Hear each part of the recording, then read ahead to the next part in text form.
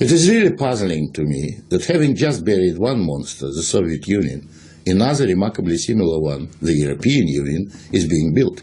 Exactly what is the European Union? Perhaps by examining the Soviet version we can get the answer. The Soviet Union was governed by 15 unelected people who appointed each other and who were not accountable to anyone. The European Union is governed by 24 people who appoint each other, meet in secret, and are not accountable to anyone, and whom we cannot sack.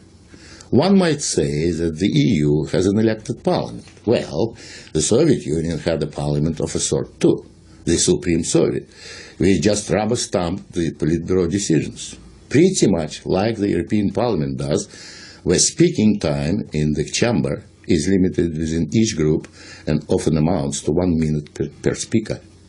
In the EU, there are hundreds of thousands of bureaucrats with their huge salaries, their staff, servants, bonuses and privileges, their lifelong immunity from prosecution, which is simply shuffled from one position to another, no matter what they do or fail to do.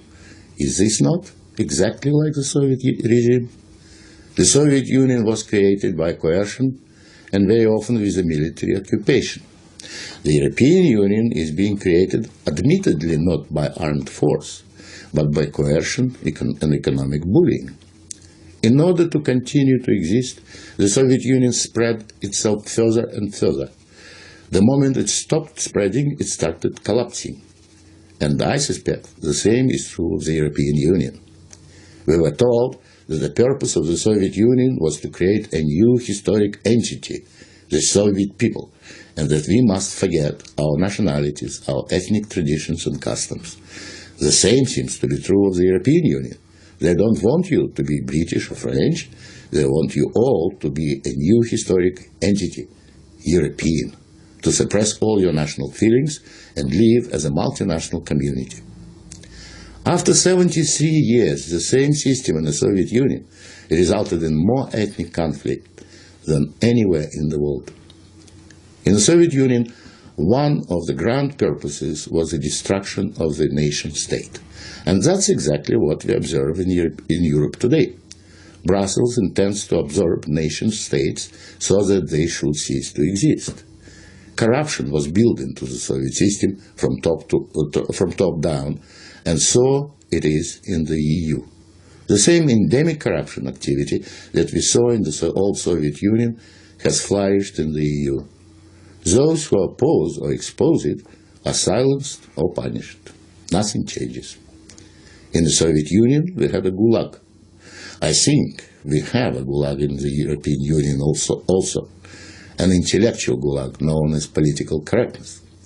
When anyone tries to speak their mind on questions of race or gender, or if their views differ from those approved, they will be ostracized. This is the beginning of the gulag, the beginning of your loss of freedom. In the Soviet Union, they told us we needed a federal state to avoid war. In the European Union, they are telling you exactly the same thing. In short, the same ideology underpins both systems.